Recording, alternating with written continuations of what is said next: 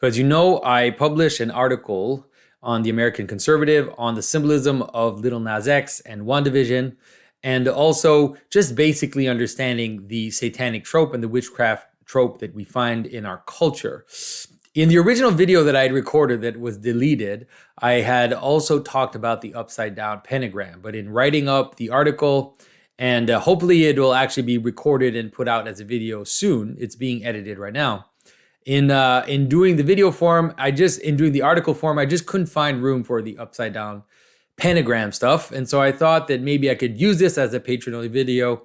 Very strange thing, I guess, to explain, especially as Lent carries on, but nonetheless, I will just give you a slight, a basic idea of why the upside down pentagram is used as a satanic symbol. And this might also be kind of a counterbalance to the other video I did where I tried to debunk the notion that geometric shapes have inherent meaning in the sense of inherent moral meaning. And this maybe will be a way for people to understand that, yes, I do believe that certain images are used in terms of satanic imagery or occult imagery, and that these are done coherently, that it's not arbitrary why certain images are used. So get ready. So we're going to talk about the upside down pentagram.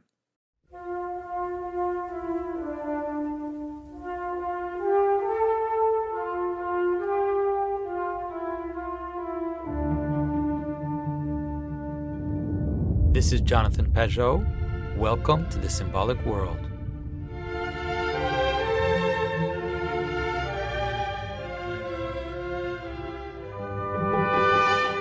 So in order to understand the upside down pentagram, we must at first understand the pentagram. A pentagram is, we call it a star. I mean, the fact that we think that this is a star is, let's say, is a very abstract vision of what you actually see in the heavens. The fact that we have these points instead of a pentagon, for example, which also has 5 points, has to do with the idea of let's say, coming into a very precise manifestation. So something that goes into a point, right? It's like all this potential, kind of like a mountain, you could say. So you can imagine kind of like a mountain, this point that goes into a condensation or a concentration of something. That is what these shapes that have points can mean. And so when you have many of them, they mean many points. Obviously that sounds obvious, but and so in terms of a pentagram, the idea is because of the way the pentagram appears when you see it, the right side up version, it looks like a triangle, a mountain, let's say, and then it has 4 points on the side going sideways and then down. And so you can understand it as the idea of a top point, which is on top, or let's say above the 4 points. You can understand it as the top, let's say, wielding authority over the bottom. So the origin of the upside down pentagram obviously comes from magic. It comes from, let's say, this magical tradition that was installed in the West, starting in the late Middle Ages and in the early Renaissance. And so both the right side up pentagram and the upside down pentagram will be seen based in kind of occult practices. So, you have this image, of course, of the pentagram with the person standing in the middle and doing some kind of weird ritual.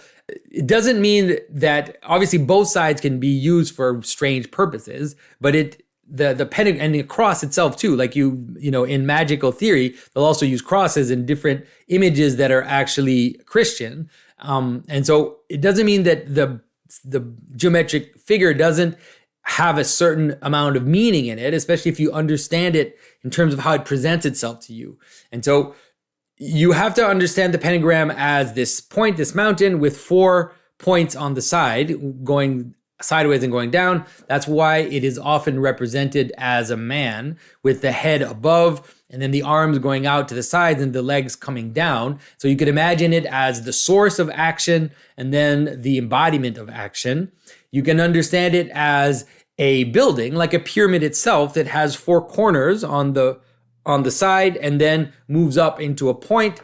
And you can understand it in many ways in which the 4, which is really an image of multiplicity itself, is united into the one. And so it could be the 4 elements that are united into the spiritual element and ether, or this idea of spirit that unites the 4 elements together. there are different ways in which this very pattern, which is how four is united into one, can manifest itself. And there is, of course, a Christian version of this, which is there are many, because the five, or the how four moves into one, can be represented as the pentagram, but it can also be represented in another way, which is the way that we often represent it on a die, for example. And so where you have the four corners and you have a point in the center, which is uniting the four corners together. So if you imagine the four corners and the one in the middle like this, you can think that you could flip it this way, and then you would have the four corners with the middle corner above, and then you have a pyramid. Whether you imagine in the middle or above, it has the same meaning, let's say. Another example of this is in the notion of the chariot. And so the manner in which four moves into one is represented in scripture in the story of the divine chariot, in the story of the Merkabah, where the prophet has a vision of these four beasts, these four cherubs that are on the corners, and they're on wheels, and you have this sense that they are moving. And then the rider descends upon the chariot, the Son of Man descends, and this becomes the vehicle for the glory of God to manifest itself. And so, it's not, think about the Ark of the Covenant, for example, which has the same pattern. You have the four corners of the Ark, you have a box, and then on top of the box, then you have the glory of God, which descends, and is the manner in which the box, or the stability of manifestation, unites itself into a head, okay? So that's basically the notion of the pentagram, or the four that moves into one. Like I said, it's not just limited to a pentagram. And you have Christian versions of that. The two Christian versions that you can see of that are related to each other. One is the image of Christ in glory, with the four glories on the side. And so you have Christ and his head, and so you have the halo in the middle of Christ, which is the head, the way in which the four unite. And then you have the four beasts on the corners, and those four beasts are also the four evangelists. So you can imagine a structure where you have the four gospels, the four evangelists, the four beasts, and then Christ, which unites this multiplicity together into one. And it really is an image about how reality works, and how multiplicity four creates a stability, because you have two sets of opposites. You have this vehicle that is actually stable, whereas duality doesn't have that capacity, and neither does three, because three is dynamic. It has a dynamic quality, which is that the three are always related to each other in a more dynamic quality, which is why the Trinity is three. But four has this kind of stable incarnate manner. And so obviously, like I said, you can imagine your arms and your legs, these 2 feet below, and then these two arms acting in the world. Or you can imagine an animal with 4 legs, and then above a house, all of this 4 and 1. Another version of how the pentagram, or the 4 moving into 1, appears is in the very structure of an Orthodox church, which has a dome in the center, and you have Christ up in the dome at the top of the pattern. And then you have on the side, you have what's called pendentives. These pendentives are 4 corners that move into columns that hold up the dome. And the 4 corners are really like 4 points there. These are 4 points in the corners and in the top. And so you can imagine it, of course, straight like in a die where you see the 4 dots and the one in the middle. But because it's a dome, it's obviously flipped, like I told you like this before. The 4 corners and then the rider at the top, or the summit of the pyramid, or the summit of this 4 at the top, okay? And so that is really, let's say, this understanding of the pentagram, but it can also have dark implications, just like any type of symbolism. It can also represent the idea of will as supreme over the world, let's say. And so the idea of man who rules over the 4 elements, there are different ways of understanding it. And that's why in magical rituals, a pentagram might be used in order to subject reality to your will, in order to create a space in which you are capable of influencing the way the world lays itself out through ritual and through magical pronunciations, okay? So that's the basic idea of a pentagram. Now, The reason why the pentagram, upside down pentagram, ended up being used in Satanism has to do with the idea of black magic, right? So you can imagine you have white magic with the pentagram going up and the four moving into one above. And then you have black magic, which was the opposite, which is upside down. That's why we say an upside down pentagram, or which, I mean, it's kind of funny because obviously the idea that this geometric shape has a right side up and a upside down is obviously might seem arbitrary at first, but it's not arbitrary once you can see that we intuitively find meaning in this type of symbolism.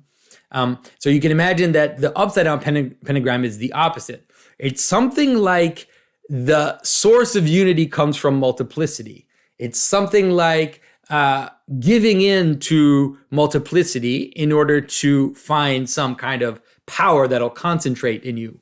And so you can imagine that's why it's something like invoking demons. It's, giving up your soul to receive some kind of particular power that is going to land down there. So you can understand why that would be satanic in the sense that that's what Satanism is, right? Satanism is an upside down reality. It's a giving in to ends up being a giving into your different passions, giving into and it is in a certain way, it's kind of atheistic, and it believes that multiplicity can give unity. And so that's why it appears upside down. And that's also why it's the image of the goat that you see in kind of black magic symbolism.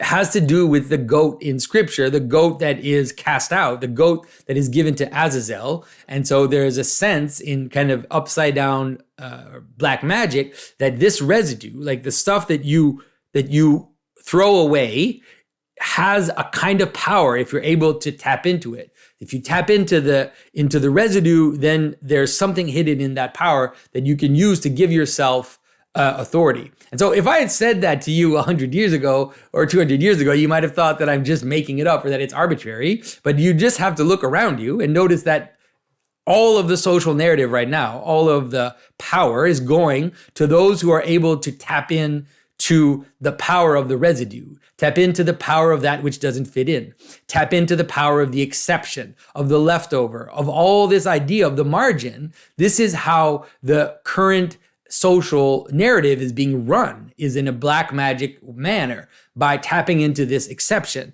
and giving place and giving room to the exception. So all of this can help you understand the kind of black magic symbolism, the idea of using residues of other people's bodies, like hair or menstrual blood, and all of these things that are dead and that are cast away from the body. That all of this imagery is related to black magic.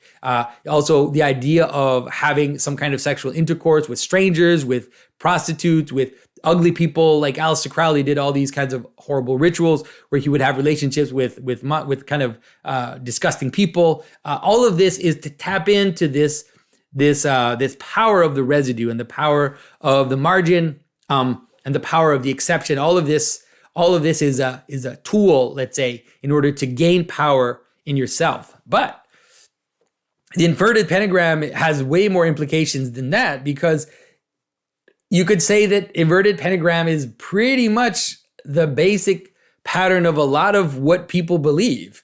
And so when someone says that there is such a thing as democracy, whereas the will of all the multiplicity somehow really does coalesce into one, when people believe, for example, that you can derive value from facts. When scientists believe that you can arrive at value from facts, then they are in an inverted pentagram. Every time that people believe also that the world just emerges out of chaos without any form of spirit, without any form of unity at the top, and that everything comes from below, let's say, in all of its multiplicity, right? The idea that out of different chemical elements could just happen to come together and to form consciousness. This is all an upside down vision of reality. And it is all, let's say, standing inside the upside down pentagram. So you can see why in my video where I talk about the kind of satanic tropes, I'm alluding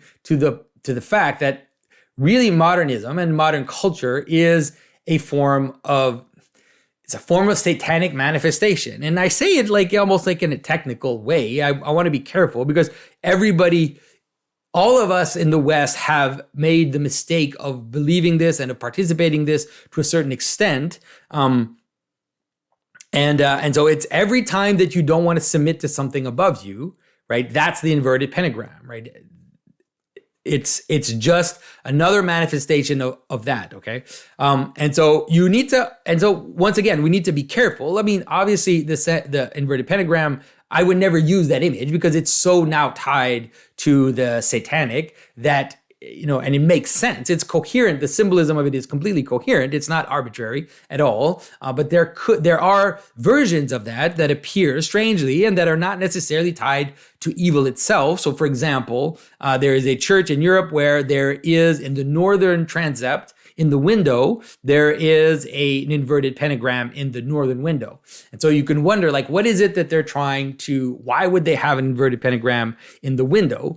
And it doesn't take very long to kind of understand why they would put that there, especially if you understand the architecture of a church as being the totality of all things, especially if you understand the reason why there are gargoyles or there are griffins on the outside of churches. A lot of Orthodox think they get out of it because they don't have gargoyles on the outside of their churches. Well, a lot of Greek churches had griffins on the outside of churches, which are just a form of gargoyle, really.